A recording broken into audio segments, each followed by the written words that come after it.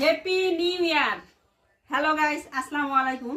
আজকে অনেক দিন ভাবতে ভাবতে এই যে 31st দিন একেবারে শেষে আজকে চলে গেলাম বাজারে। বাজারে যাই দেখেন বন্ধুরা কতগুলো কাপড় কিনছি আমি।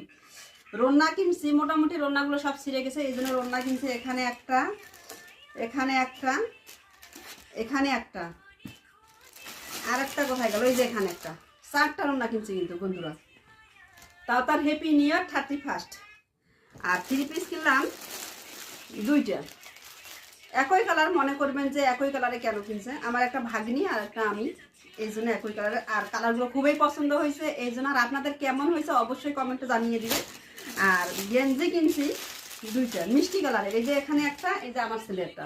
ওরাও 2 ভাই, আমার বোনের ছেলেকে একটা দিব আর আমার ছেলে একটা পরবে, তো একই কালারে এই জন্য নিছি। 2টা মিষ্টি কালার পছন্দ হয়েছে। আর প্যান্ট। তো বাজারগুলো কেমন হয়েছে 31st দিনে অবশ্যই কমেন্টে জানিয়ে দেবেন।